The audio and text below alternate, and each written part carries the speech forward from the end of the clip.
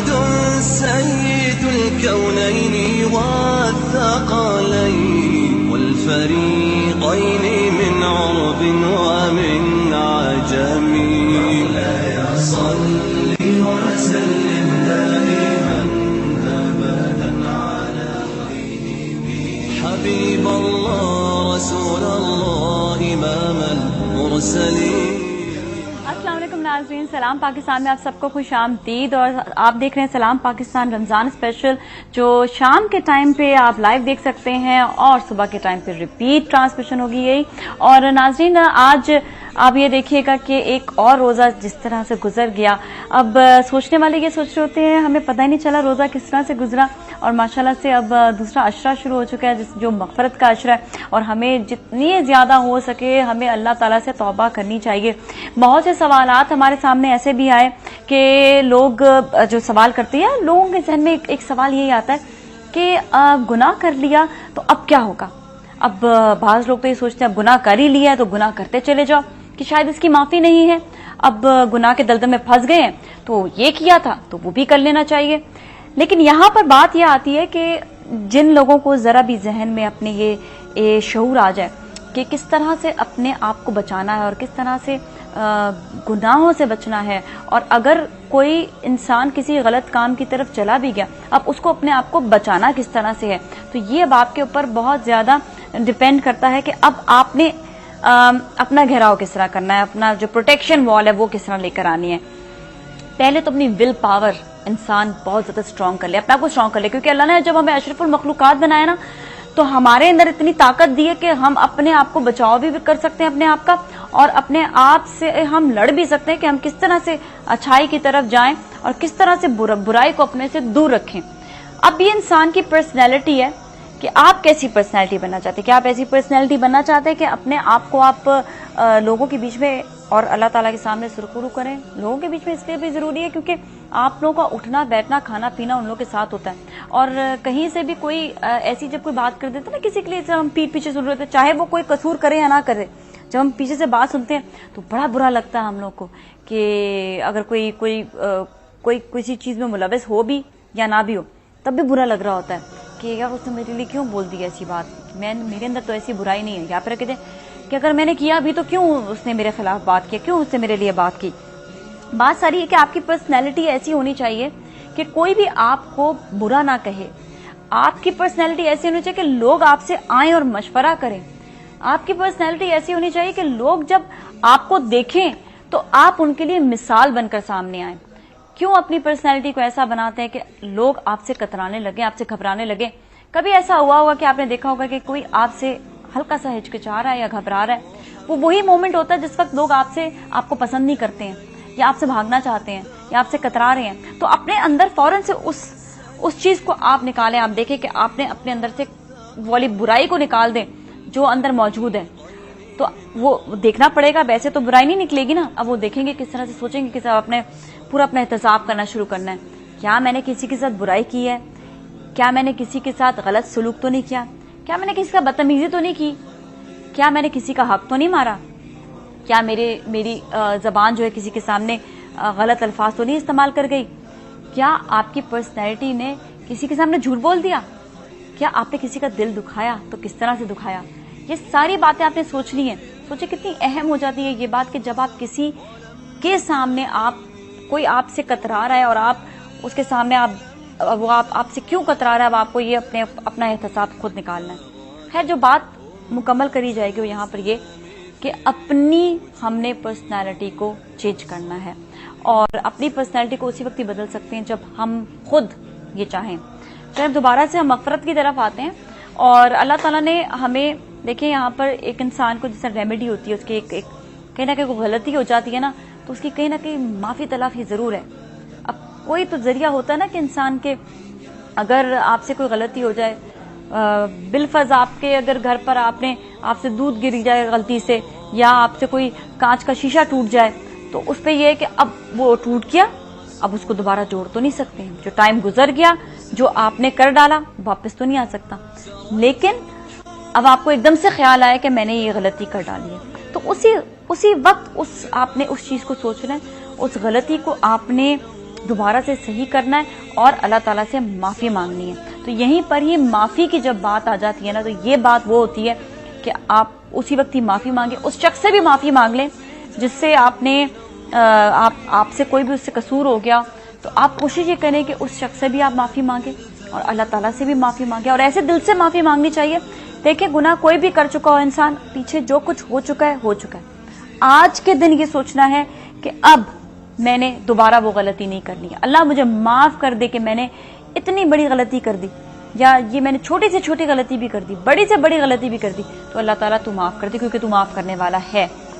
और अगर किसी का दिल दुखाया है तो उस शख्स से आपने फौरन से उस शख्स से भी माफ़ी मांग लेनी है, और कोशिश ये करनी है कि दोबारा से वो गलती आप ना करें। क्योंकि अगर आप दोबारा से गलती करेंगे और गलती पे गलती करेंगे और गुनाह पे गुनाह करेंगे, तो वो जो है वो गुनाह कबीरा बन जाता है। गुनाह कबीरा क्या होता है? जो एक दफ़ा आपने गुनाह किया, अल्लाह से माफ़ी मांगी, फिर आपने गुनाह किया, फिर आपने माफ़ी मांगी, फिर आपने गुनाह किया, और इस तरह करते चले गए, तो वो गुनाह जो है वो बढ़ बढ़ के वो इतना बड़ा गुनाह बन जाता है। और कुछ पता नहीं इंसान की जिंदगी किसी भी वक्त आपको कुछ भी हो सकता है, और आप कैसे फिर अल्लाह से माफ़ी मांगे? क्या मौका मिल सकेगा उस वक्त? जब फरिश्ते आ जाएंगे आपको उठाने के लिए, तो क्या उस वक्त मौका मिलेगा?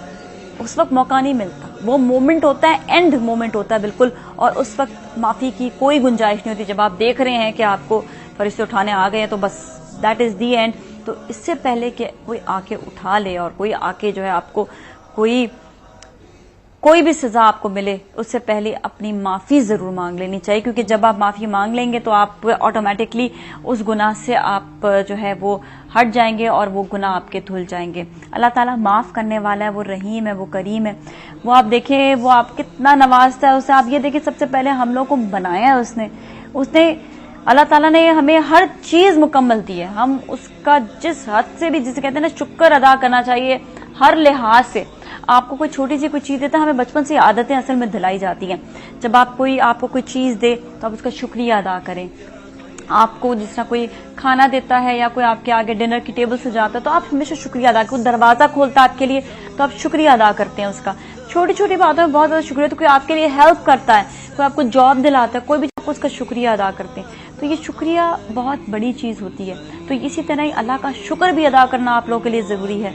वो उस तरह से कि अल्लाह ने आपको क्या क्या चीज़ों से नहीं नवाजा।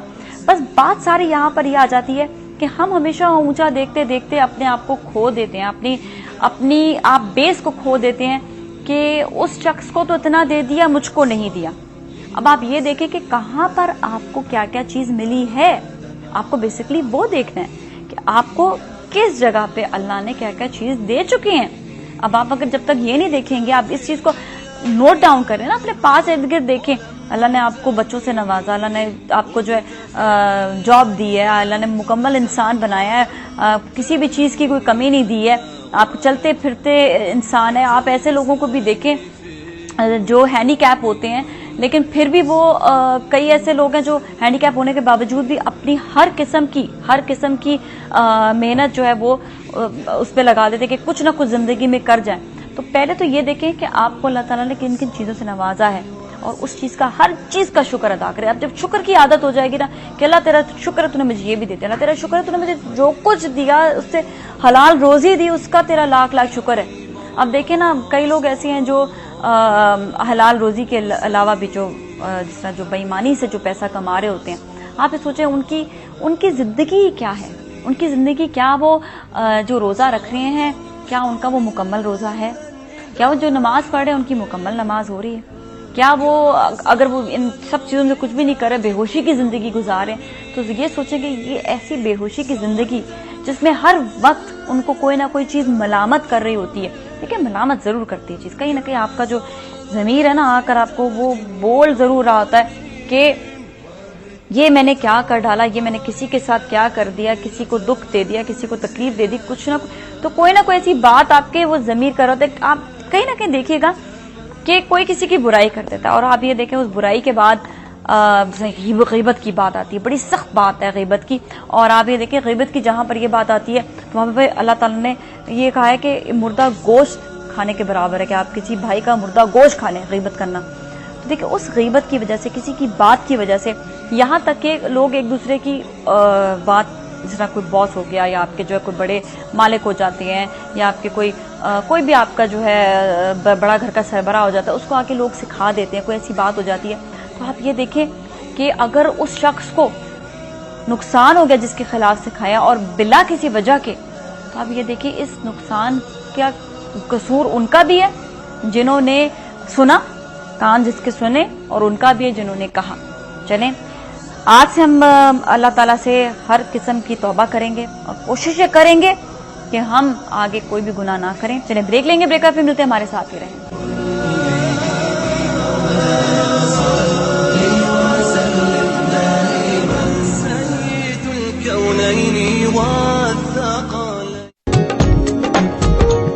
हर लम्हा बन जाए मनपसंद, मनपसंद।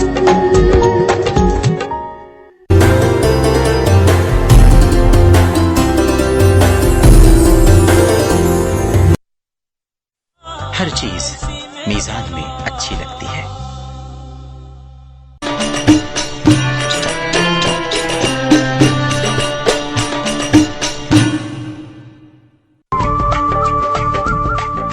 माजन भी ऐसे ही बनाती थी पराठे हबीब बनास्पति में।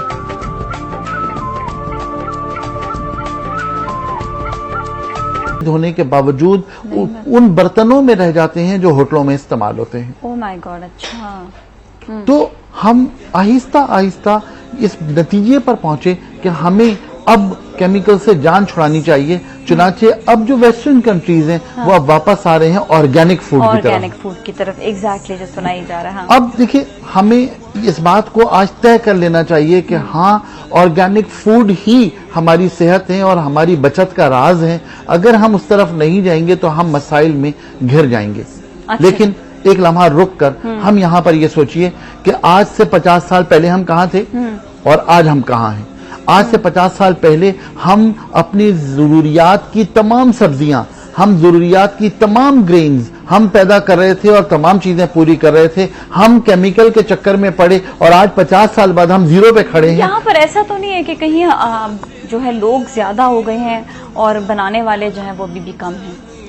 ऐसा बिल्कुल नहीं है। अच्छा, हमारी कॉल लेने के बाद इसी सवाल पर जी, आते हैं प्लीज। दोबारा से। शाइस्ता है हमारे साथ। अस्सलाम वालेकुम जी। वालेकुम अस्सलाम, क्या हाल चाल है? बिल्कुल ठीक ठाक है शाइस्ता जी, आप कैसी हैं? आप तो जबरदस्त प्रोग्राम करती हैं, बहुत अच्छा program. Really thank you Shaista, thank you Shaista, बहुत बहुत शुक्रिया आपका। हाँ जी, मैंने आगा साहब से बात करनी है। आपके हर कीजिएगा। गेस्ट बहुत अच्छा होता है, जबरदस्त बताते हैं। थैंक यू जी, बहुत बहुत शुक्रिया। आगा साहब से बात कीजिएगा। अस्सलाम वालेकुम आगा जी। वालेकुम सलाम बेटे। हाँ जी, क्या हाल चाल है? ठीक ठाक है? मेरे रब का बड़ा करम, बड़ा एहसान। हाँ जी, ठीक है। आगा साहब, मैंने ये पूछना था कि मैं खाना पीना मेरा बिल्कुल ठीक ठाक है, लेकिन मेरा वेट जो है ना वो बढ़ता नहीं है। अगर बढ़ेगा भी तो मेरा जो समझने के फेस है ना वो बिल्कुल छोटा सा लगता है। मेरी हाइट 5 फुट 4 इंच है और मेरा वेट तकरीबन 52 है, लेकिन मेरा फेस नहीं अच्छा लगता। मेरी बॉडी के लिहाज से बिल्कुल छोटा सा लगता है। मुझे कुछ ऐसा बताएं कि मैं ठीक हो जाऊं। ठीक है बेटा, बहुत आपको शुक्रिया। बता देंगे, कोई मसला नहीं हाँ है। जी, ठीक है, थोड़ा सा मेरा वेट थोड़ा सा ज्यादा हो जाए ना, बहुत मैं पतली सी लगती हूँ। हाँ जी। आपका वैसे वजन है कि आप 5'4" है, वजन क्या आपका? हाँ जी, 52। 52 ठीक है बेटे वजन के लेकिन मेरा एतबार फेस नहीं ना सही लगता, थोड़ा देखो, सा बहुत लगता है। वजन छोटा के सा। एतबार से हाँ। वजन के एतबार से शायद साहब बिल्कुल ठीक है। हाँ, अल्हम्दुलिल्लाह हेल्दी अगर हैं तो कोई इशू वो नहीं बच्चे है। कह रही पेट है थोड़ा। हाँ, चलिए ठीक है, अभी उसको हम आपको और मैनेज बता करते दें। हैं। मेरा अभी जो आप- फेस है ना, मेरा फेस वो बहुत छोटा सा लगता है। अच्छा, आप कोई वॉक एक्सरसाइज कुछ करती है? नहीं, कोई नहीं। अगर एक्सरसाइज बता दे फेस के लिए तो वो मेरा थोड़ा सा फेस थोड़ा सा बड़ा हो जाए। पेट को कम करें, प्रोपोर्शनल होंगी तो फिर हाँ। नहीं, फेस मेरा को- पेट हाँ। नहीं है, पेट नहीं है, मेरा फेस छोटा लगता है। मेरा जो चेहरा है वो थोड़ा छोटा वही है। तो मैं समझ गई। ठीक है, चले, okay, thank you so much for calling. ठीक है। चलिए, इसके लिए ओके, आपको मुझे बहुत बता सारी दें चीजें जरा। बताते हैं। ओके, थैंक यू Thank जी। जो बात मैं आपसे कर रहा था कि हमें वापस जो है हाँ। वो जब हम नेचर की तरफ आएंगे तो तमाम चीजें ठीक हो जाएंगी। उस वक्त भी यानी मैं आपसे करूंगा, अगर मैं तारीख उठाकर देखता हूं तो सिर्फ पंजाब पूरे बर्रे सगीर को ग्रेन सप्लाई करता था। आज भी हम जिस एरिया में आ गए हैं हाँ। अब इस एरिया में क्या पंजाब सप्लाई नहीं कर सकता? डेफिनेटली पंजाब सप्लाई करता है और कर सकता है। हमने बहुत सारी जमीनों को इतना ज्यादा केमिकलाइज्ड कर दिया है कि उसमें फिर हमारे लिए मसाइल अब आने शुरू हो गए हैं। और जीएम सीड आने के बाद, जेनेटिक मॉडिफाइड फीड आने के बाद जो है, जब आए हैं सीड्स, उन सीड्स ने इसमें बहुत सारी जो है मसाइल हमारे लिए पैदा किए हैं कि वो जल्दी ग्रोथ के लिए ग्रोथ तो हो जाती है, लेकिन एंड ऑफ द डे जो मिट्टी है वो बर्बाद हो जाती है। यानी 20 फुट तक 20 फुट तक मिट्टी जो है वो जीरो हो जाती है, जब तक कि आप उनका वो जो नया केमिकल नहीं आया है, जब तक कि वो आप केमिकल नहीं डालेंगे तब तक कि अब जमीन ग्रो नहीं करेगी। अब वो जमीन को आदत होगी उसी केमिकल अब उसके बगैर ग्रो ही नहीं करती। चुनांचे अब आप 20 फुट तक मिट्टी खोदें, उसको नीचे लेकर आए, नेचुरल उस पर आए, दोबारा सॉइल पर आए, और उसके बाद फिर वो तमाम चीजें दोबारा ठीक हो जाएंगी। बात यह है कि इन तमाम चीजों को प्लान करना पड़ेगा आपको। आप आज करेंगे तो आज जीत जाएंगे, आप सोते रहेंगे आप फिर पीछे रह जाएंगे। तो आज भी अगर हम लोगों के पास सिर्फ एक प्लानिंग बेहतर हो जाए तो हम तमाम चीजों को रिकूप अप फिर कर सकते हैं, कोई मसला नहीं है। और जब बहुत सारी जमीन ऐसी है हमारे पास जो हम लोगों ने बर्बाद की हुई है, सेम आ रही है, तमाम चीजें आ रही हैं, अगर इस पानी को हम रोक लेते हैं, हम कल भी मैं एक डिस्कशन सुन रहा था कि अब जो पानी आया है, बारिशें हुई हैं, वो पानी बर्बाद हो रहा है। डैम नहीं है, जगह नहीं है, कुछ भी नहीं, तो फिर क्या करेंगे, मसला हो जाएगा। अच्छा, हम आएंगे फिर ब्रेक लेते हैं, ब्रेक फिर मिलते, कहीं ना जाएं।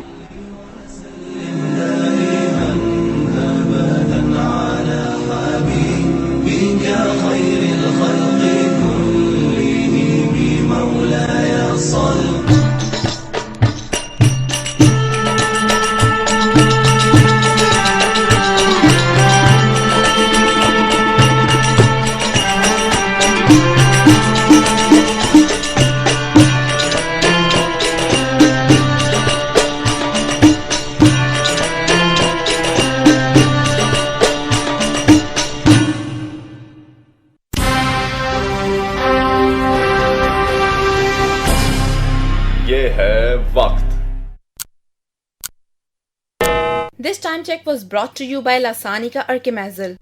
लासानी का अर्क महज़ल मोटापे की वजूहात को कम करने के लिए मुअस्सर दवा। लासानी अर्क महज़ल वजन घटाएं, सेहत पाएं। अब जदीद प्लास्टिक लेबल और मुकम्मल मालूमाती लिटरेचर के साथ लासानी का अर्क महज़ल।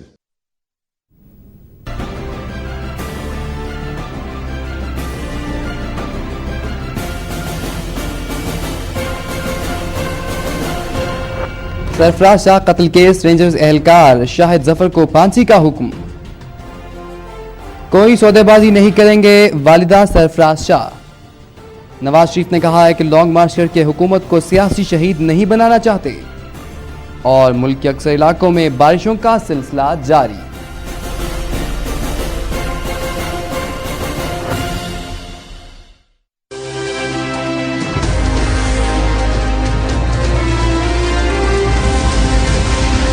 ये है वक्त।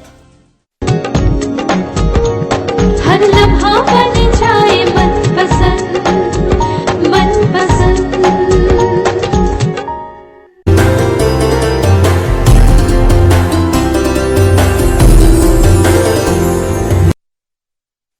हर चीज मीजान में अच्छी लगती है।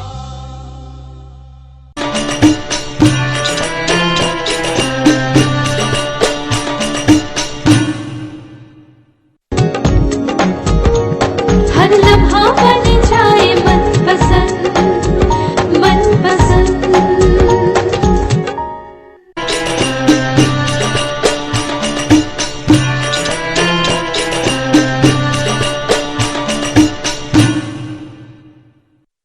इस रमजान कीजिए मीजान कुकिंग ऑयल और बनस्पति की भरपूर खरीदारी, क्योंकि मीजान लाया है मीजान रमजान हम सफर प्रोग्राम, जिसमें मीजान कराएगा पूरे रमजान बेशुमार रोजेदारों को रोजाना इफ्तार।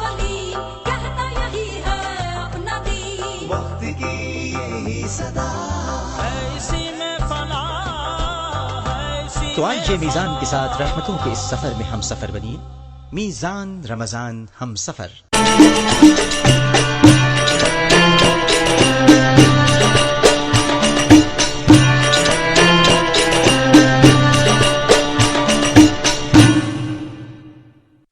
हर चीज मीजान में अच्छी लगती है।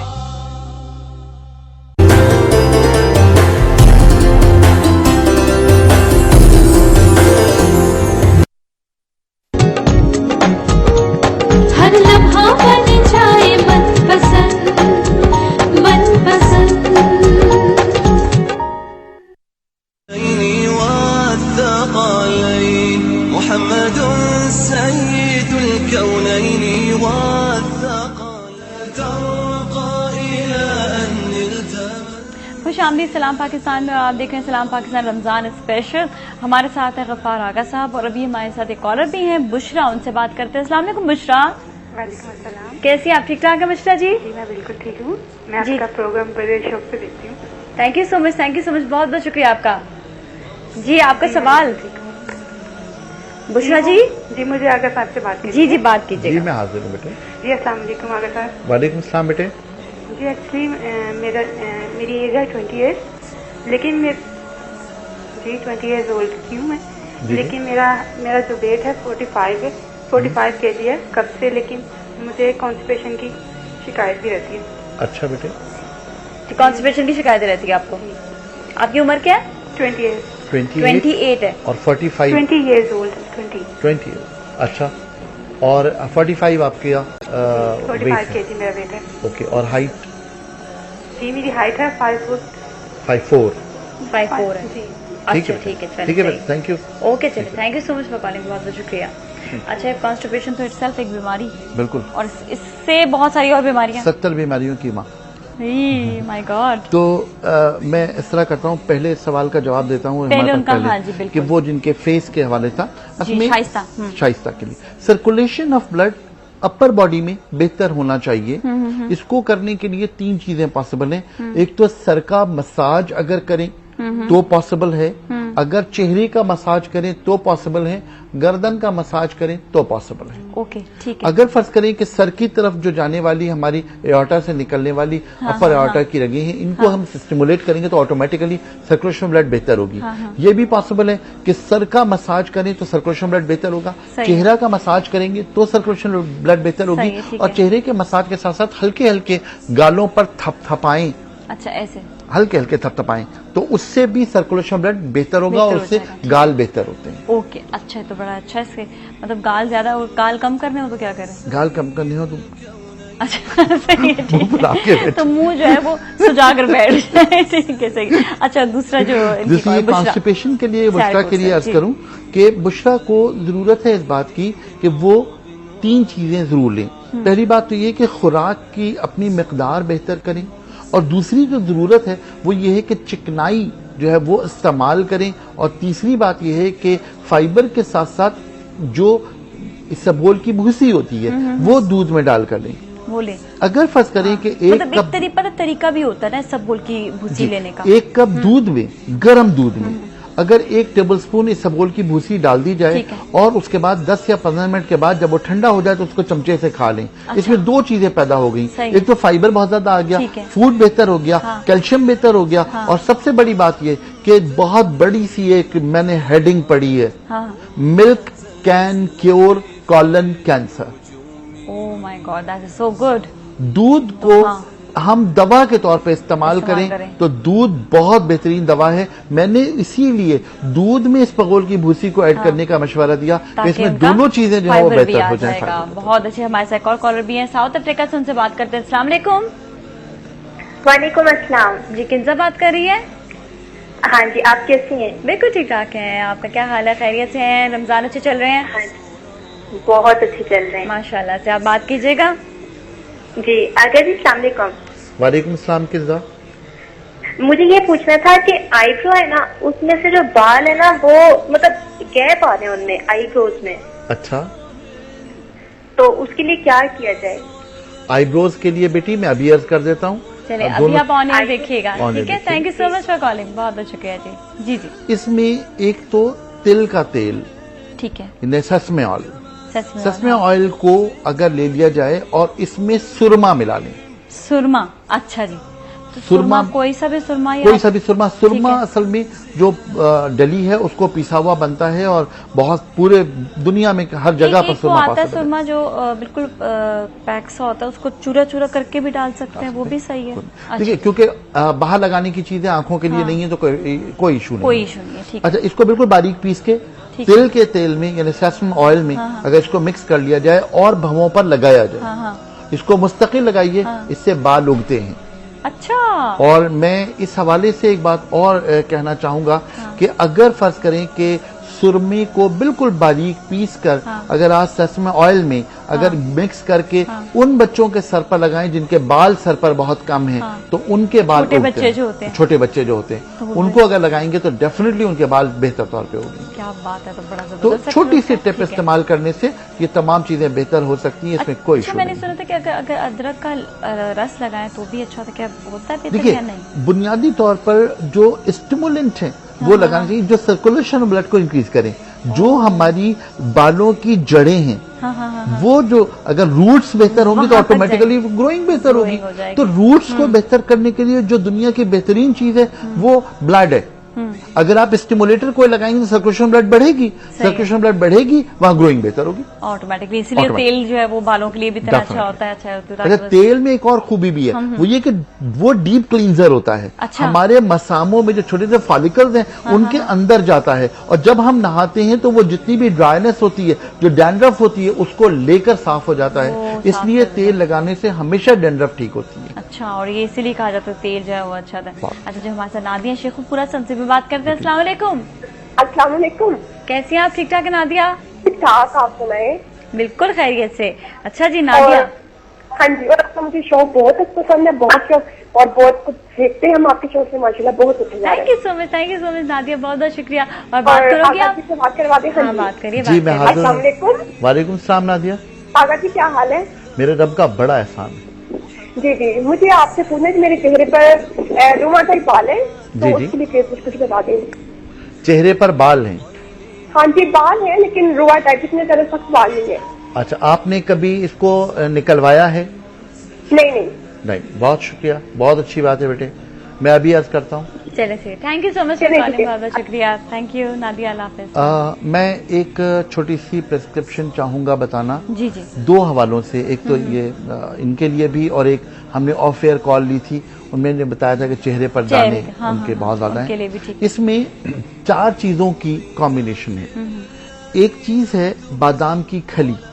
बादाम की खली उसे कहते हैं कि जब बादाम का तेल निकाल लेने के बाद जो खली बच जाती है, उसकी बाकी जो कचरा बच जाता है वो खली कहलाती है। तो खली 50 ग्राम बादाम की। रीठे का छिलका, ठीक है, रीठा जो है वो सोप नट कहलाता है, ठीक है, हाँ। उसको तोड़कर उसका जो बीज है वो फेंक दें। बाजार में जो रीठे पिसे हुए मिलते हैं, हाँ। उसमें रीठे के बीज पिसे हुए होते हैं, वो नुकसानदेह होते हैं। वो नुकसानदेह। आप जो अच्छा ये उसको थोड़े देर वैसे वार्म भी कर ले तो निकल आते हैं, निकल आते, वैसे ऐसे तोड़ के निकल आते, तोड़ के निकल आते। तो बीज नहीं चाहिए। रीठे का छिलका 50 ग्राम, ठीक है, बादाम की खली 50 ग्राम, और तीसरी चीज है मुल्तानी मिट्टी, मड, मुल्तानी मिट्टी 50 ग्राम। ये 3 चीजें, और चौथी चीज है नीम की खली 25 ग्राम। ठीक है। नीम की खली मैं इसमें इसलिए ऐड कर रहा हूं कि नीम की खली दुनिया की बेहतरीन एंटी फंगल है। ओके, नीम वैसे भी अच्छा अब देखिए, डीप क्लींजर के तौर पर मैंने मड जो वॉश करती है, मैंने इसमें बादाम की खली डाली कि डीप क्लींजर इसमें आ जाए। ठीक है। मैंने इसमें सोप नट डाल दिया ताकि वॉश अप हो जाए। ओके।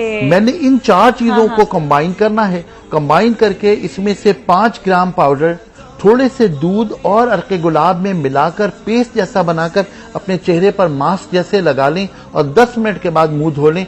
आप यकीन कीजिए कि 5 मिनट बाद ही आपका लगेगा कि चेहरे पर फ्रेशनेस आ गई। हम भी लगा सकते हैं? Why not? अच्छा, मतलब फ्रेश करने के लिए? बिल्कुल, फ्रेश करने के लिए भी। और आप लोगों के साथ तो एक और प्रॉब्लम भी है, वो ये कि आप लोग मेकअप बहुत ज्यादा करते हैं, तो मेकअप साफ करने के लिए भी एक छोटी सी टिप मैं अर्ज कर देता हूँ। अच्छा, एक कॉलर के बाद अब ये जरूर बताइए, ये हम सब खवातीन के लिए बड़ी जरूरी है। हेलो जी, अस्सलाम वालेकुम।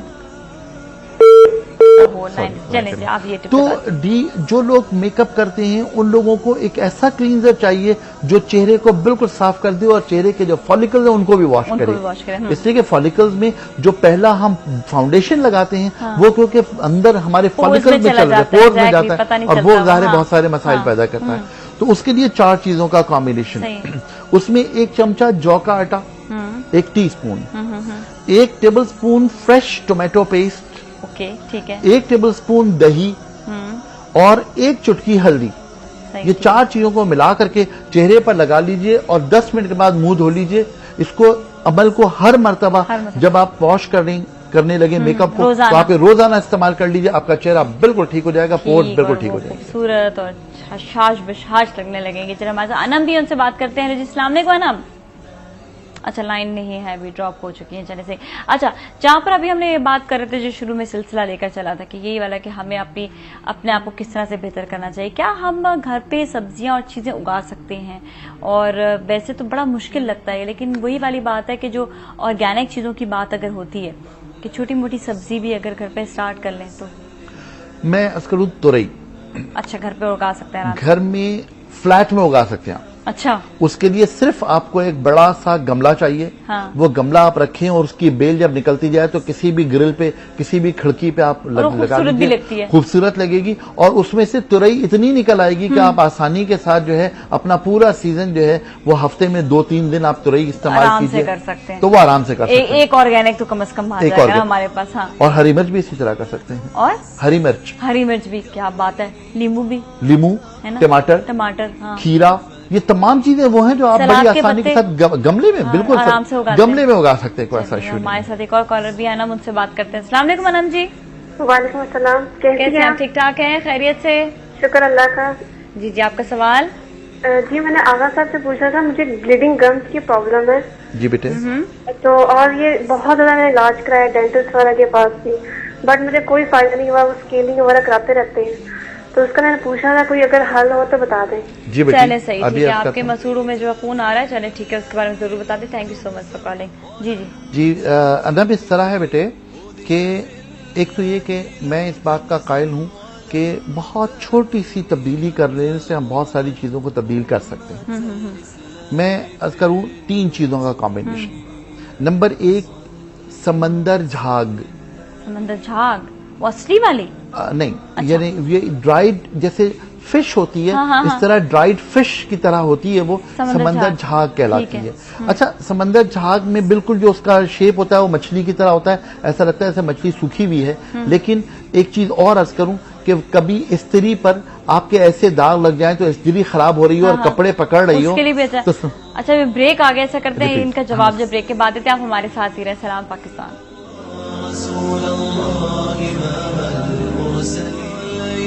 محمد سيد الكونين والثقلين والفريق हर लम्हा बन जाए मन पसंद, मन पसंद।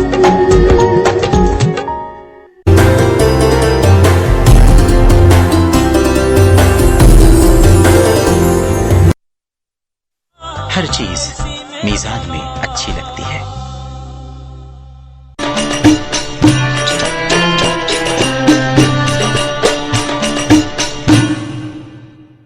गोल्डन सन बढ़ाए सहर और अफ्तार का मजा। सहरी के पराठे हों या अफ्तार के चटपटे पकौड़े, गोल्डन सन से बने हर खाना मजेदार। रमजान मनाएं गोल्डन सन के साथ। गोल्डन सन, सुनहरे दिन का आगाज।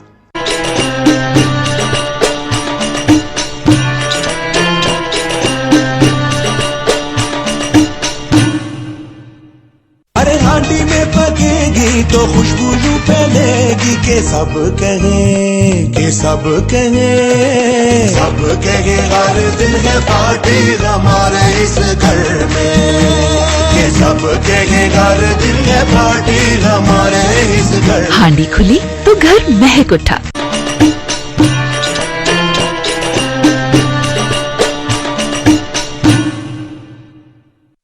इस रमजान रहे घर घर मीजान, क्योंकि अब मीजान कुकिंग ऑयल और बनास्पति पर आपको मिले 80 रुपए तक की बेमिसाल बचत, ताकि रहमतों और बरकतों के इस महीने में मिले सेहत, लज्जत और बचत साथ साथ। हर चीज मीजान में अच्छी लगती है।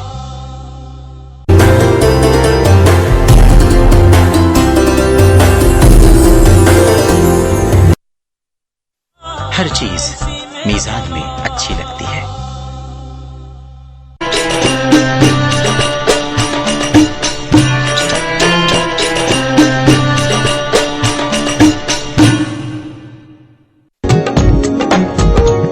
हर लम्हा बन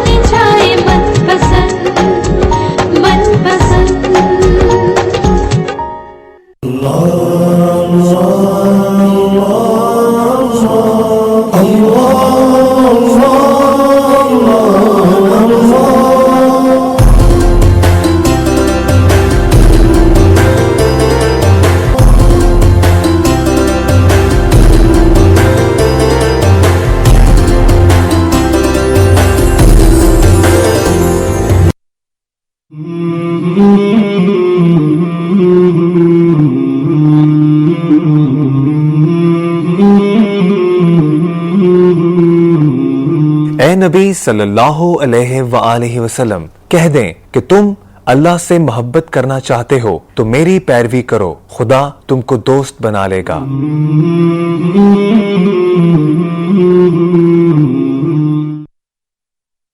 नबी करीम रऊफुर रहीम अलैहिस्सलातो तस्लीम का इरशाद है, इस माह मुबारक रमजान का दूसरा अशरा बाइसे मगफरत है। अस्तगफिरुल्लाह रब्बी मिन कुल्लि ज़ंबिन व अतूबु इलैह। ऐ अल्लाह, मेरे गुनाहों को बख्श दे और मेरी तौबा कबूल फरमा।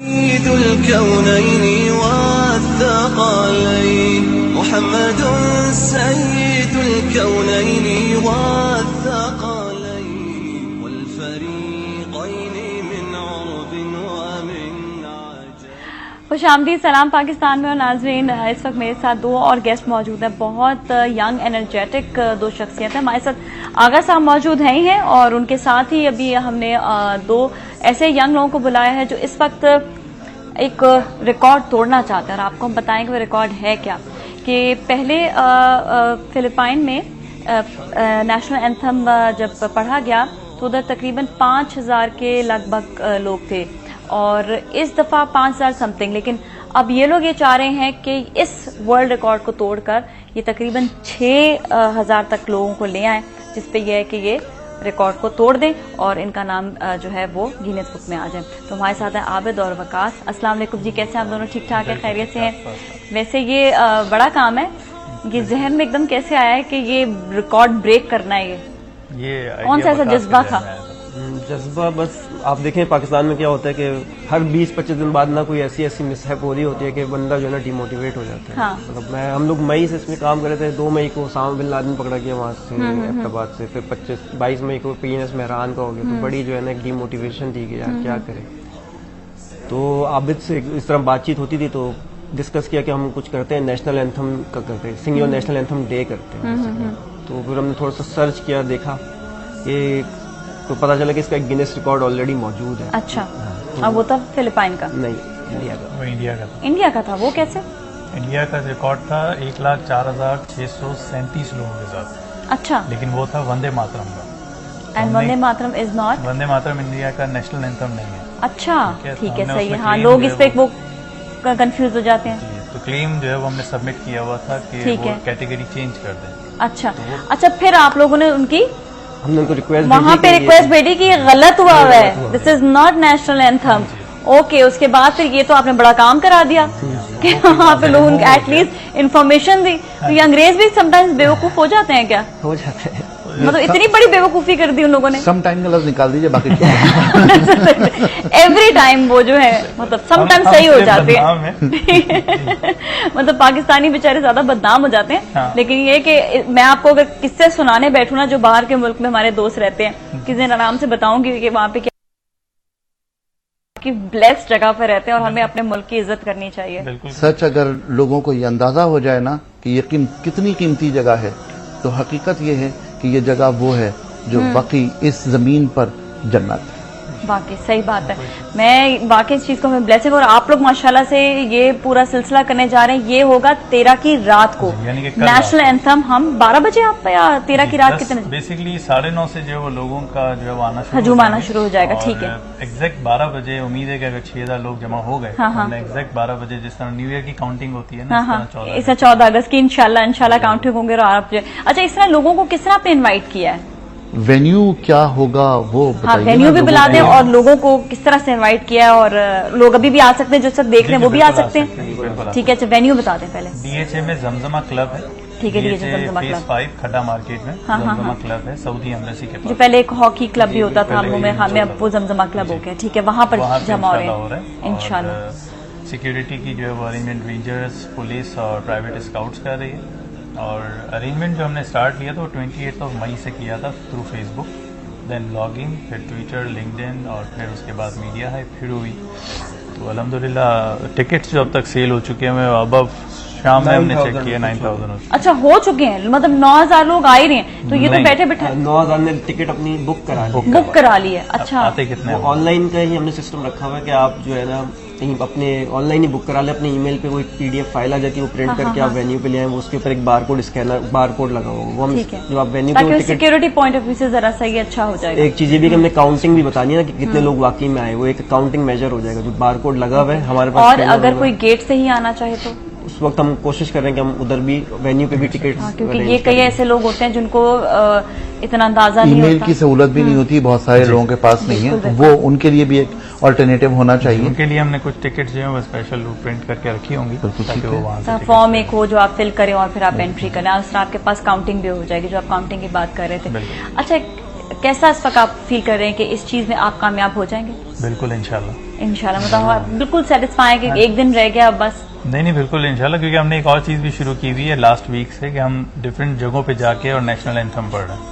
मतलब कहीं भी खड़े होके हमारी टीम जो है वो नेशनल एंथम पढ़ना शुरू कर देती है, लोग भी खड़े होके और पता नहीं क्या कर रहे हैं ये लोग, उसके बाद फिर हम उनको बताते हैं कि ये इवेंट हो रहा है वहाँ पे। अच्छा, इसके अलावा FM चैनल्स पे मार्केटिंग हो रही है, तो लोग जो है वो आके आराम से आपके पास, मतलब जब आते हैं तो उनका भी एक जज्बा एक बढ़ता होगा, एक पाकिस्तान की मोहब्बत। ये नेशनल एंथम की जो चीज है ये हमारे पाकिस्तान का जज्बा और बढ़ाता है। इसको जिस तरह आप लोग इस पर कर रहे हैं काम, ये आई मस्ट से कि इससे लोगों के दिल में और जज्बा बढ़ेगा पाकिस्तान की मोहब्बत के लिए भी, और ये कि जिस तरह कोई इवेंट एक कर रहे होते हैं अपने पाकिस्तान के लिए, ये भी बढ़ेगा। और इंशाल्लाह आप लोगों का जब नाम जाएगा तो हमारे पाकिस्तान की एक दफा फिर वापस, बल्कि कल हमारे माशाल्लाह से फुटबॉल प्लेयर जीत कर आए हैं, और एक पाक सैटेलाइट यंग बॉयज। हाँ जी, आज हमने सैटेलाइट में भी तो किया है ना, पाकसैट 1 जो भेजा। अच्छा चाइना। ओके, वो क्या है जरा सा? सैटेलाइट ये जो हमारे चैनल्स के लिए जो बेसिकली है, अच्छा, कला में जो भेजा है हम लोग, तो उस सैटेलाइट से जितनी भी हमारी नशरियात है वो तमाम की तमाम। बात यह है कि नेशनल एंथम की एक अपनी कदर, अपनी कीमत होती है, और चाहे आप कुछ भी कहें, यानी हम इस मुल्क में हों या मुल्क से कहीं दूर हों, जब वो नेशनल एंथम बजता है ना, शुरू होता है ना, पढ़ा जाता है, तो कुछ होता है। यानी वो जो अंदर से जो जज्बा जागता है, यानी आप उसे कोई नाम नहीं दे सकते, लेकिन बहरहाल एक जिंदगी है, एक इंस्पायरेशन है, और एक कुछ करने की उमंग है, कुछ करने की, कुछ आगे बढ़ने की, अपने मुल्क के लिए, अपने वतन के लिए यकीनन। और जिस तरह से आबिद साहब आप और वकास साहब आप कर रहे हैं काम, आई मस्ट से इसी तरह यंग लोग और देखकर इस चीज पे आगे बढ़ेंगे कि कोई ना कोई ऐसी चीज हमें करनी चाहिए जिससे नाम रोशन हो, कोई ना कोई नाम जरूर पैदा करें। स्पेशली हम कल जो फुटबॉल प्लेयर्स जो यंग बच्चे जीत कर आए हैं, उनको तो बहुत बहुत पहले तो मुबारक, बहुत ज्यादा मुबारक। और कल उनको देखकर इतनी दुआएं निकल रही थी उनके लिए, इतनी दुआएं, इतने प्यारे बच्चे थे सब। तो मतलब हम लोग मिन हैसुल कौम शायद अब खुशियों की तलाश में रहते हैं, जो खुशियां मिले वो बड़ी हैं। और मुझे तो मतलब एज द ओल्ड मैन इस बात की खुशी है कि नई जनरेशन जो है वो बहुत कुछ कर रही है, और यही जनरेशन हमारे लिए उम्मीदों का चिराग है, हमारे लिए आगे बढ़ने के लिए रास्ते हैं। और हम अगर इस दुनिया से जाते हैं और सेटिस्फेक्शन के साथ जाते हैं, तो यही लोग वो हैं जो हमारी उम्मीद है। वाकई ये बात है। और माशाल्लाह से मैं ये भी बात बताऊं कि आगा साहब, ये जो हर्ब्स पे आप इस वक्त काम कर रहे हैं ना, ये जो मैं बात अभी बताई थी ना कि बाहर बड़ी बड़ी प्रॉब्लम्स इस वक्त चल रही हैं, बहुत बहुत प्रॉब्लम्स होते हैं कि वहाँ पे हर्ब्स पे, क्योंकि इतना ज्यादा अब आकर थोड़ा बहुत शुरू करना उन्होंने शुरू किया है, लेकिन इस हद तक अभी तक जो है ना वहां पर नहीं तब्दीली आनी शुरू हो गई, अभी हुई है। मैं आपसे लेकिन हम लोग के पास तो हर चीज मौजूद है। मुझे हैरत इस बात पर है कि 1992 से लेकर 95 तक मैंने WHO के साथ काम किया हर्बल हंटिंग प्रोग्राम्स में, और यहाँ पर जो पाकिस्तान में हर्ब्स होती हैं उनकी इनिशियल इंफॉर्मेशन जो इस वक्त पूरी दुनिया में है, कहीं छोटा सा नाम मेरा भी है कि मैंने इनिशियली तमाम चीज़ों को प्रोवाइड करके दिया था।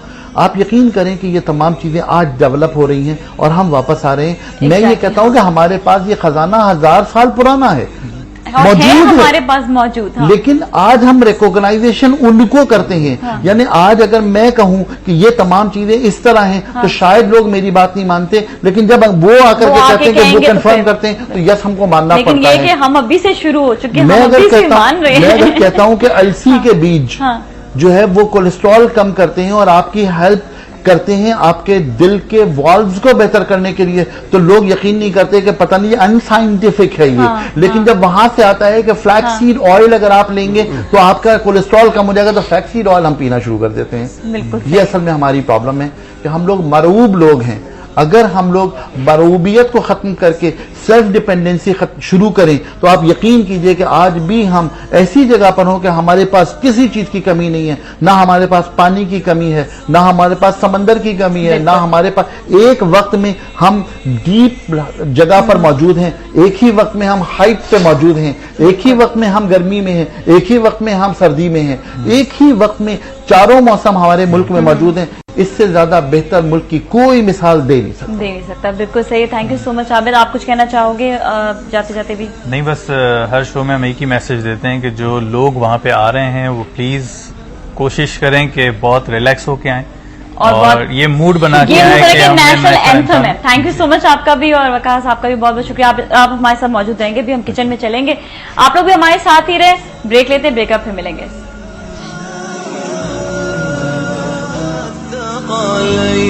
محمد سيد الكونين وسيد الكونين والثقلين محمد سيد الكونين والثقلين والفريقين खुशामदीद सलाम पाकिस्तान में। और अब हम आगे हैं किचन में और मनपसंद किचन में। आज आपके खाने बनेंगे एक और डिश मनपसंद जो आपकी होगी। हमारे साथ हैं गफ्फार आगा साहब भी, जो आपको हर्ब्स के बारे में और आपको बहुत ऐसे टोटके जो घर पे आप किचन के जरिए आप हासिल कर सकते हैं बताएंगे। So welcome back sir. और काफी सारी कॉल्स आपके लिए भी आई, तो अब जिनको भी कॉल करनी है वो कॉल कर ले और अपने अपने आप जो है मशवरे आप ले सकते हैं। अच्छा, आज सर जो मैं बनाने जा रही हूँ ना, वो बना रही हूँ बहुत ही डिलिशियस आलू बड़े। असल में ये भी एक टेक्निक होती है। आलू छोटे आलू बड़े होंगे। अच्छा। तो ये जो बड़े आलू हो जाते हैं उनको फिर आलू बड़े कहते हैं। तो ये जो टेक्निक मैं बताऊँ ना कि खाना बहुत ही मजे के, तो जब आप किसी को जहनी तौर से पहले ही आप तैयार कर दें कि वो मजे के हैं, तो वो जहन में सोचता हाँ ये मजे के होंगे, मजे के होंगे, मजे के होंगे। और साथ में बनाऊंगी पुदीने की चटनी। पुदीने की चटनी जी। गुड। और वो पुदीने की चटनी थोड़ी सी चेंज होगी कि उसको आप खाली रोटी के साथ भी खा सकते हैं, बड़ों के साथ भी खा सकते हैं, समोसे के साथ भी खा सकते हैं। चटनी है, चाटने वाली चीज है, जब मर्जी चाटे। बिल्कुल ही सही है। अच्छा, नौरी है कराची से। मैं उतनी देर तक क्या कर रही हूँ कि यहाँ पे मैं भगार भी लगाने लगी हूँ। जो हम डालेंगे बॉयल आलू किए हुए हैं, उनके अंदर तकरीबन मैंने आधा किलो आलू ले लिए थे और उसको जो है अच्छी तरह से मैश कर दिया है बॉयल करने के बाद। अब उसको जो भगार बना रही हूँ वो मैं बताती हूँ, फिर बताऊंगी बड़े किस तरह बनेंगे। नौरीन से बात करेंगे। अस्सलाम वालेकुम। वालेकुम अस्सलाम। सलाम पाकिस्तान। नौरीन कैसी हैं आप? ठीक ठाक जी, आप कैसी हैं? बिल्कुल ठीक ठाक है नौरीन। आप कुछ कहना चाहेंगी? आगा साहब से बात करेंगी? जी जी जी, उन्हीं से बात करनी है। जी जी, बात कीजिए। अस्सलाम वालेकुम। वालेकुम अस्सलाम। जी, मुझे ये पूछना था कि मेरे नोज पे ब्लैक हेड्स हैं, तो आप कुछ अच्छा सा बता दें। और छोटे छोटे बाल भी है ब्लैक हेड्स के साथ। सॉरी, आपकी आवाज समझ में आ रही है? अच्छा जी, एक दफा और आप कहिएगा। जी, मेरी नोज पे ब्लैक हेड्स हैं। नोज में ब्लैक हेड्स हैं और छोटे छोटे बाल भी है साथ। बाल भी है साथ। ठीक है, चलिए सही है, इसका हम जवाब पूछते हैं। Thank you so much for calling, बहुत बहुत शुक्रिया आपका। जी जी। तो पहली बात ये कि जो नोज पर उनके ब्लैक हेड्स हो गए हैं, ब्लैक हेड्स के बारे में तो आपसे करूँ कि जो मैंने अभी थोड़ी देर पहले नुस्खा बताया था वो अगर आप इस्तेमाल करें तो ब्लैक हेड्स वैसे भी इंशाल्लाह ताला बेहतर हो जाएंगे। और ब्लैक हेड्स का जहाँ तक ताल्लुक है, इसको निकाल लेना ही बेहतर होता है और इसको अगर आप सही तौर पर मैनेज करके निकाल लें तो इंशाल्लाह ताला ये बहुत बेहतरी से निकल आएंगे। अगर फर्ज करें कि आप इसमें सिर्फ मुल्तानी मिट्टी पानी में गीली करके थोड़ा सा नाक पर लगा लें और उसको थोड़ी देर बाद उतारें तो ऑटोमेटिकली वो ब्लैक हेड जो है वो निकलते जाएंगे और तमाम चीज़ें बेहतर हो जाएंगी। तो ये आपने पेपरिका काट ली? बिल्कुल, मैंने पेपरिका इस पर काट लिया और मैं अब इसमें जो है थोड़ा सा भगार लगाने के लिए आलू है ना, इनके अंदर मैंने भगार लगाने ये आलू आपने बॉईल करके इनको मैश करके रख लिए। और अब मैं लूंगी मनपसंद बनास्पति। इसका मैं थोड़ा सा लेकर इस पे, बहुत ज्यादा नहीं लेंगे क्योंकि बहुत ऑयली ना हो जाए। इसके लिए ये बघार बना रही हूँ जी। ये हम ऑयल इसी के अंदर डालेंगे पोटैटोज में, फिर बड़े मजे का जो उसका खुशबू है ना वो आएगी साथ साथ। हमारे साथ मरियम है कराची से, उनसे बात करते हैं। अस्सलाम वालेकुम। वालेकुम अस्सलाम, सलाम पाकिस्तान। सलाम पाकिस्तान। मरियम फारूक कैसी हैं आप? ठीक ठाक हैं? अल्हम्दुलिल्लाह ठीक ठाक। नादिया आप बताएं कैसी हैं? बिल्कुल ठीक ठाक है। आप बताइएगा खैरियत से, कैसा लग रहा है शो आपको? माशाल्लाह से बहुत अच्छा जा रहा है शो। और ये जो आप खाना बनाती है ना, मजे मजे के मुंह में पानी आ जाते हैं। बस भाई क्या बात है मरियम, आपकी क्या बात है। और आप आज हमारे साथ आगा साहब भी मौजूद है, कोई बात करेंगे इनसे? बिल्कुल बात करूंगी। अस्सलाम वालेकुम आगा साहब, कैसे हैं आप? वालेकुम अस्सलाम मरियम, अल्हम्दुलिल्लाह, अल्लाह का बड़ा एहसान है। आगा साहब मुझे आपसे पूछना है कि मेरे कजन को 2 महीने पहले चिकन पॉक्स हो गए थे। जी जी। तो अब जब उन्होंने खारिज करके थोड़े जब खत्म हुए तो उनके चेहरे पे धब्बो रह गए हैं, खड्डे रह गए हैं जी। तो वो उसको कैसे रिमूव करें? ठीक है, बता दें। चले से अब भी बता देते हैं। और मैं भी ये बता दूं कि भगार पे मैं इस पर क्या कह रही हूँ। Thank you so much Maryam, बहुत बहुत शुक्रिया आपका। और इसमें मैंने जो ऐड किया है ना, राई, सिर्फ और सिर्फ मैं इसमें ऐड कर रही हूँ राई के साथ मैंने इसमें ऐड किया है ये कड़ी पत्ता। हाँ, ये मैं फुटना शुरू हो गया। बहुत अच्छा किया आपने हटा दिया था। इसमें जरा सा कड़ी पत्ता ऐड करके, कड़ी पत्ता और कड़ी इसको पत्ता जो है, हाँ ये आप मेरी हेल्प कर रहे हैं, बहुत अच्छा हो रहा है। बहुत मेहरबानी। इसके बाद आपने लहसुन जो है लहसुन भी इसमें मैंने चॉप करके डाल दिया, ताकि ये जो है जो इसका बघार है ना, इसमें जो खुशबू है जो मनपसंद बनास्पति में, वो बड़ी अच्छी सी इसके अंदर आ जाए। बिल्कुल आ रही है। और अब ये सिर्फ हम जो इसका ऑयल होगा ना, इसलिए मैं चाह रही हूँ अच्छी तरह कड़ी पत्ते का भी जो एक खुशबू है वो आ जाए। तो आप ऐसा करें, जवाब बताएं, मैं उतनी देर तक इसको इसमें ऐड कर लेते हैं। जी जी, मैं इसका जवाब इस तरह दूंगा। अच्छा, आपने इसमें सिर्फ देखिए, मतलब स्पेशल बात यह है कि आपने इन चीजों को रोक लिया है। सिर्फ मैंने ऑयल डाला ताकि उसकी खुशबू इसमें रच बच जाए। जो आपने घी था वो उसको बिल्कुल। और इसी में ही मैं थोड़ा सा नमक भी ऐड कर दूंगी, ताकि जो हस्बे जायका जो नमक की जरूरत है वो लोगों को आ जाए। और तो ये आप आलू के बड़े बड़े बना रहे हैं, आलू के बड़े। और उसके बाद आप इसमें पापरिका भी डालोगे। पापरिका की एक खास बात ये होती है ना कि ये बहुत ज्यादा मिर्चें नहीं होती इसमें, ये जरा कम इसमें मिर्चें जो है, हालांकि छोटे साइज की मिर्चें होती है, बहुत तेज होती है, बहुत तेज, लेकिन पापरिका की नहीं होती है। इसकी ये खास बात यही होती है। जो अभी सवाल मैंने सुना था जी जी वो ये कि चिकन पॉक्स हुई थी और उसके जो निशानात हैं वो रह गए हैं। बिल्कुल जी। आज में इत्तेफाक की बात यह है कि इसी सीरियल में हमने 2 नुस्खे बताए थे। एक दही वाला कि जिसमें दही 1 टेबल बहुत अच्छा मास था वो। हाँ जी। दही 1 table spoon, tomato paste fresh 1 table spoon. इसको बनाने का तरीका ये है कि छिलका उतार लीजिए, इसके बीज के सीड निकाल दीजिए, अनसीडेड कर लीजिए और पील कर लीजिए। इन टमाटरों को पेस्ट बना लीजिए। ये 1 टेबल स्पून पेस्ट इसमें ऐड कीजिए। 1 टीस्पून जौ का आटा इसमें डालिए और 1 चुटकी हल्दी। ये चारों चीजों को मिक्स कीजिए और ये निशानों पर लगाइए। जितने भी निशान होंगे इंशाल्लाह ताला इससे बहुत जल्दी सारे के सारे निशान हट जाएंगे। अच्छा, यहाँ पर मैं अभी ये बड़े बनाने बस लगी हूँ। इनको बना के मैं रखती जाऊँगा, प्लेट में ले लेती हूँ इसके लिए।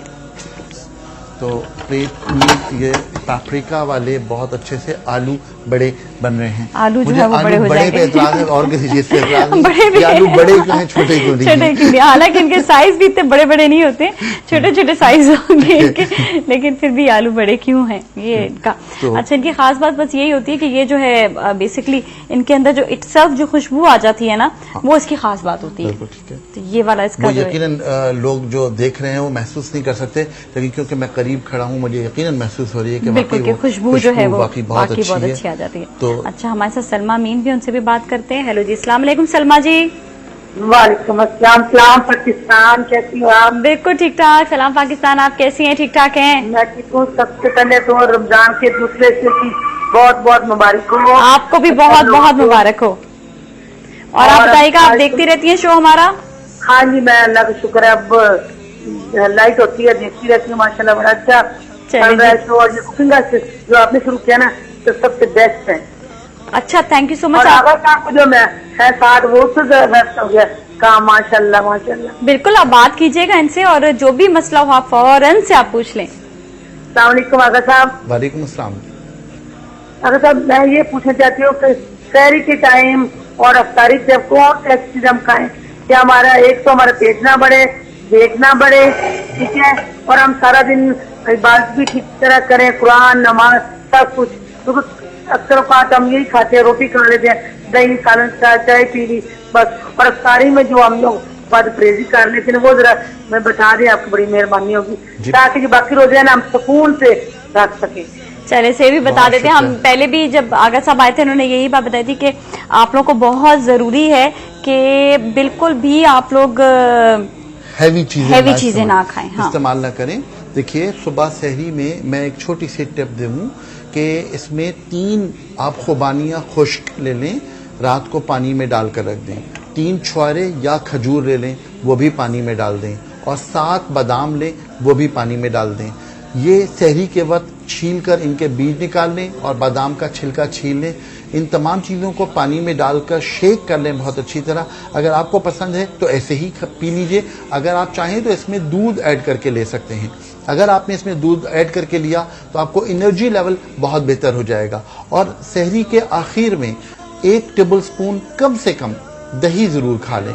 इस दही के खाने से आपको सारा दिन आप फ्रेश रहेंगे, आपको प्यास नहीं लगेगी। ये मेरा टोटका नहीं है, सच बताऊं ये जुबैदा आपा का टोटका है। अच्छा वाह क्या बात है कि आपने ये बताया कि ये जो है टोटका जुबैदा आपा का है।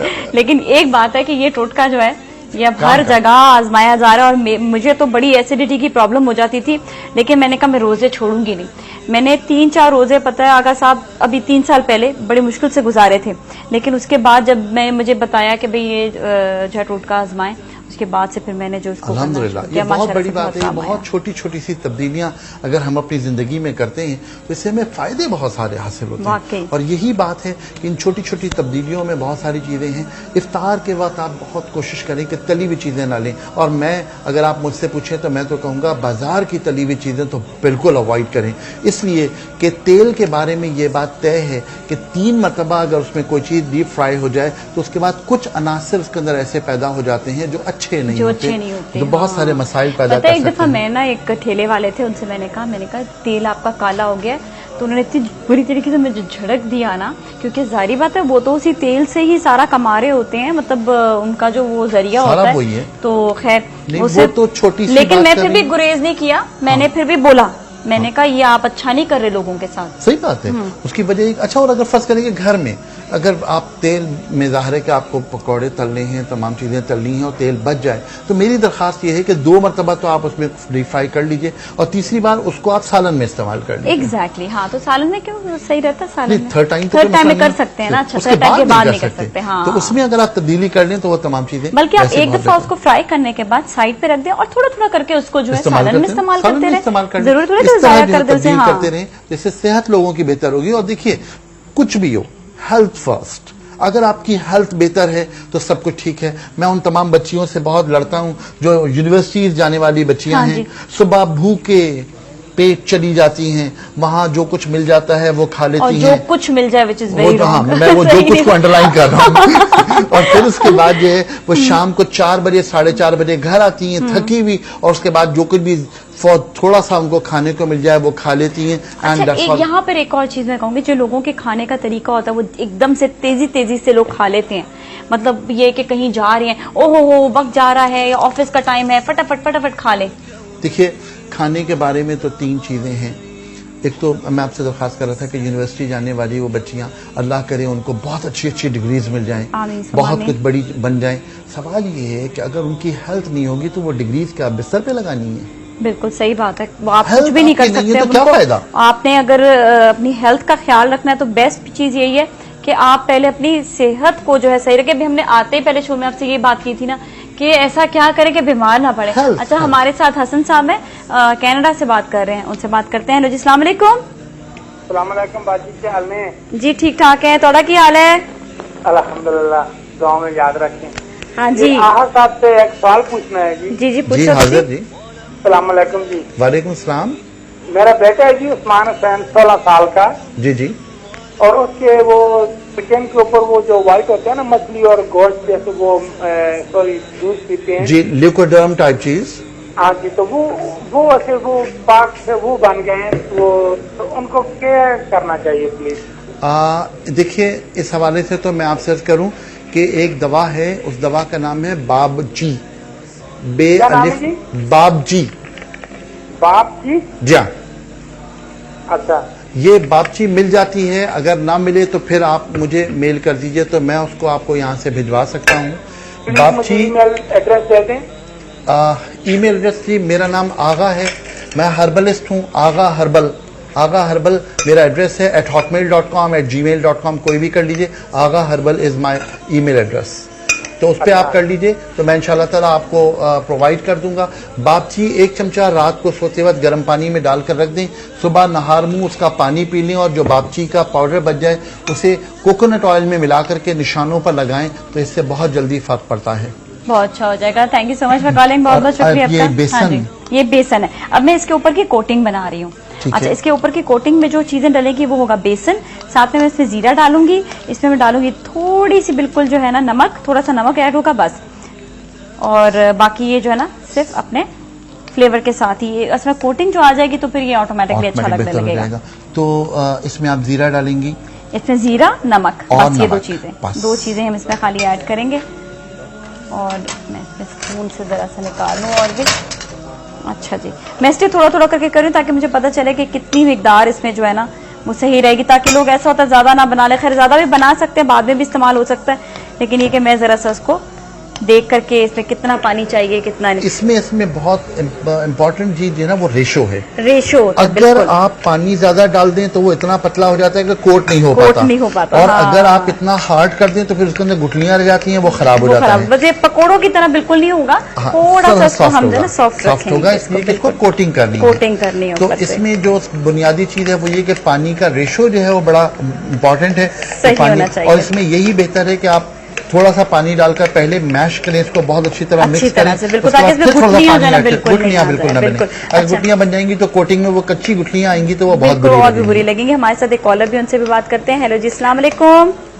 अस्सलाम जी, हमारे साथ साकिब साहब कराची से। जी साकिब साहब, आगा साहब से बात कराइएगा। बात कीजिएगा। मैं हाजिर हूँ। आगा साहब, वालेकुम अस्सलाम।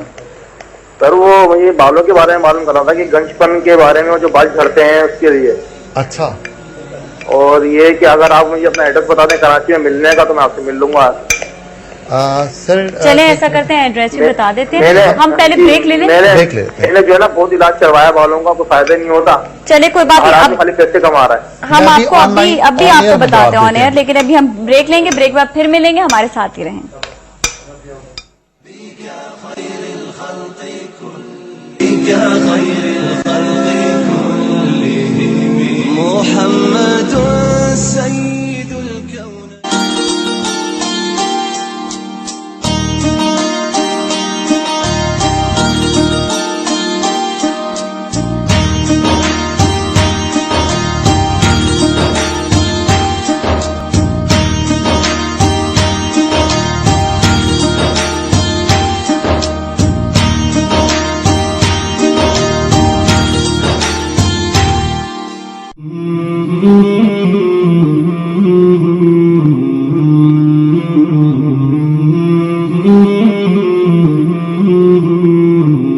उसी की तरफ हम सबको पलट कर जाना है, ये अल्लाह का पक्का वादा है। बेशक वही पहली बार पैदा करता है, फिर वही दोबारा पैदा करेगा।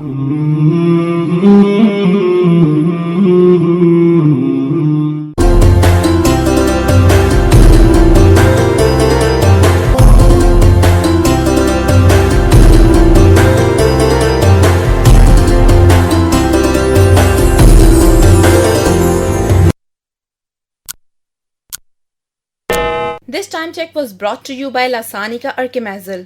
लासानी का डायमैक्सो गैस, बदहजमी और निजाम हजम की इस्लाह के लिए उम्दा अर्कियात से तैयार शुदा खुश जायका सिरप ऑरेंज टेस्ट के साथ लासानी का डायमैक्सो।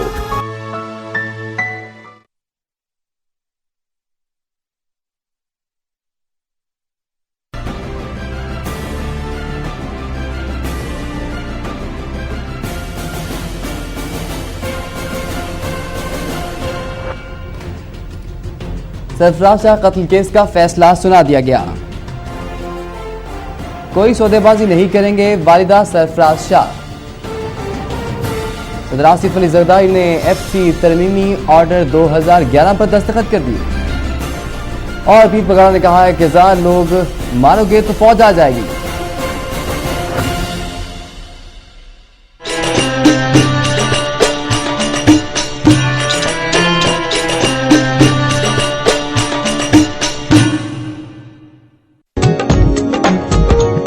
हर लम्हा बन जाए मनपसंद मनपसंद।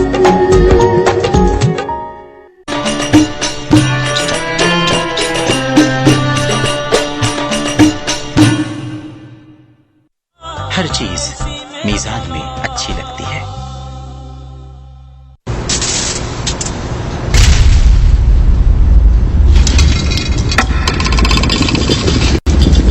मेरा तो रोजा भी है।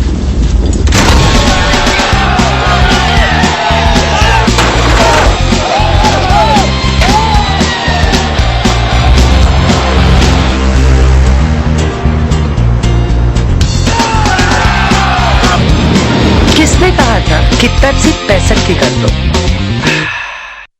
इस रमजान कीजिए मीजान कुकिंग ऑयल और वनस्पति की भरपूर खरीदारी, क्योंकि मीजान लाया है मीजान रमजान हम सफर प्रोग्राम, जिसमें मीजान कराएगा पूरे रमजान बेशुमार रोजेदारों को रोजाना इफ्तार।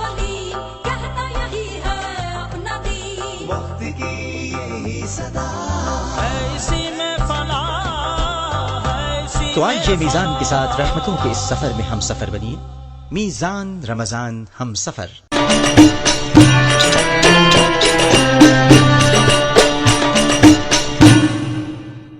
जो सेहत और लज्जत से भरा खाना खाते हैं वो जिंदगी का मजा लेते हैं। शमा बनस्पति 4 नस्लों से आपके साथ, सेहत दिल में, जायका जुबान पर। रमजान में तली हुई मसालेदार अशिया के इस्तेमाल से अक्सर मैदा खराब हो जाता है। ऐसे में सहर या इफ्तार में हाशमी इसबगोल का एक साशे आपको रखे सेहतमंद। हाशमी इसबगोल लें, 30 रोजे पूरे करें। हर चीज मीजान में अच्छी लगती है।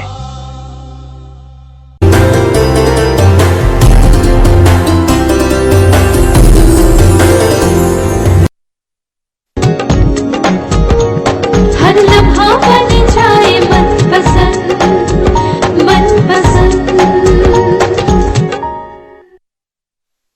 सय्यिदुल कौनैनि वत्थक़लैन मुहम्मदुन सय्यिदुल कौनैनि वत्थक़लैन वल फरीक़ैनि मिन उर्बिन। खुश आमदीद इस्लाम पाकिस्तान में। और आज मैं आपके लिए बना रही हूँ आलू बड़े। और जब ऐसे बड़े बनते हैं तो किचन में गंद बहुत डल जाता है असल में। आगा साहब ये बड़ी मुश्किल हो जाती है कि पकोड़े बन रहे हो ये तो आपको गंद का जो है ना वो कुछ नहीं। अच्छा, मैंने यहाँ पे बेसन जो है वो ले लिया था। अब बेसन की इतनी मैंने मिकदार रखी है कि इसमें तकरीबन अगर आपने 1 कप बेसन लिया है तो उसको इतना लिक्विड करें कि वो बिल्कुल बहुत ज्यादा थिन भी ना हो जाए और बहुत ज्यादा वो थिक भी ना रहे, गाढ़ा भी ना हो, बहुत ज्यादा पतला भी, सिर्फ कोट अच्छी तरह हो जाए। कोट अच्छी तरह से हो जाए। इसका आप देख सकेंगे, अगर थोड़ी देर में आपको दिखा भी दूंगी। और ये जब इतने गंदे हाथ हो जाए तो उनको साफ कर ले फौरन से। बिल्कुल ठीक है। तो वो जो साहब कह रहे थे कि उनके गंज पानी के लिए, वो ये तो बड़ा मसला है, बहुत बड़ा मसला है।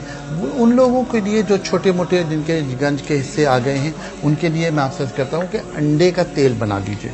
अंडे का तेल, ठीक है। इस तरह के जो चिकन के अंडे होते हैं, देसी अंडे हों तो ज्यादा अच्छा है, उनको आप बॉईल कर लें। ओके, बॉईल करके उनकी सफेदी खत्म कर दें, हटा दें। सिर्फ जर्दी जो है वो तवे पर डालकर हल्की आंच पे उसको पकाते रहें। वो जब जल जाएगी तो उसमें से तेल निकलेगा, वो तेल आप जमा कर लें और ये अंडे का तेल कहलाएगा मुर्गी के अंडों का। अच्छा। और इस तेल को आप लगाएं और इसकी मालिश बहुत अच्छी तरह करें तो इससे बाल आमतौर पर उगाते हैं। लेकिन अगर फर्ज करें कि इसमें एक चीज और ऐड कर लें कि आप एक लहसुन लें, मोटा वाला लहसुन का एक जवा, उसको बीच में से 2 कर लें, ठीक है, और इस तेल लगा करके इस लहसुन से आप रगड़ें अच्छी तरह। अच्छा, तो भी वो अच्छा है। तो फिर जो है वो बहुत जल्दी बाल आएंगे। और एक बात हमेशा याद रखिए कि जब तक जख्म नहीं पड़ेगा तब तक बाल नहीं आएंगे। जख्म पड़ना शर्त है, जख्म पड़ना चाहिए। उसकी वजह ये कि जख्म इसलिए जख्म जब पड़ेगा ना तो जो उसकी रूट्स हैं बाल की वो उसमें रीग्रो कर जाएंगे। अच्छा। तो कहीं कहीं जख्म पड़ना बुरी बात होती है, लेकिन कहीं कहीं जख्म पड़ना अच्छी बात है। और वो लोग जो बाल लगवाते हैं वो लोग भी याद रखें ग्राफ्टिंग करते हैं। जब तक ग्राफ्टिंग नहीं करेंगे तब तक बाल अच्छा, उनका भी जख्म आता है, कई दिनों तक उनका भी रहता है। जख्म के बगैर बाल नहीं उगते, तो इसलिए जो है वो इसमें इलाज कर लें, इससे इंशाल्लाह ताला उनके बाल भी आ जाएंगे। इंशाल्लाह। चलिए हमारे साथ एक और कॉलर भी, उनसे बात करते हैं। अस्सलाम वालेकुम। आबिदा जी सरगोदा से आप बात कर रही हैं, कैसी हैं आप? ठीक ठाक हैं? हाँ ठीक ठाक, आप कैसी हैं? बिल्कुल खैरियत से आबिदा जी। जी आगा साहब से बात करनी थी। बात कीजिएगा। मैं हाजिर हूँ। अस्सलाम वालेकुम। आगा साहब अस्सलाम वालेकुम। वालेकुम अस्सलाम। कैसे हैं आप? मेरे अल्लाह का बड़ा करम है। मुझे आपसे ये सवाल पूछना था। मेरा बेटा है, उसकी उम्र 12 साल है। जी जी। तो उसको कब्ज की बहुत शिकायत रहती है। जी बेटे। तो वो है ना क्या नाम है, आए दिन उसको ये तकलीफ रहती है, तो मैंने कहा हकीम साहब से इस बारे में मैंने पूछना था आपसे। ठीक है, मैं अभी 2-3 चीजें अर्ज कर देता हूँ। Thank you. चलिए ठीक है, सही है। Thank you so much for calling, बहुत बहुत शुक्रिया आपका। और यहाँ पर वही बात आ गई फिर से कॉन्स्टिपेशन की। असल में कॉन्स्टिपेशन ठीक करने के लिए बहुत सारी चीजें हो सकती हैं। सुबह नहार मुंह तेल, अगर ऑलिव ऑयल जैतून का तेल सुबह नहार मुंह 1 टेबलस्पून पिलाया जाए तो कॉन्स्टिपेशन बेहतर होगा। अगर आप गर्म दूध एक प्याली में 1 टेबलस्पून इसबगोल की भूसी मिला लें तो उसके इस्तेमाल से आपका कब्ज का मसला हल हो सकता है। और तीसरी चीज, मैं एक छोटी सी रेसिपी बता दूंगा, पेन कागज अगर आपके पास हो तो लिख लीजिएगा।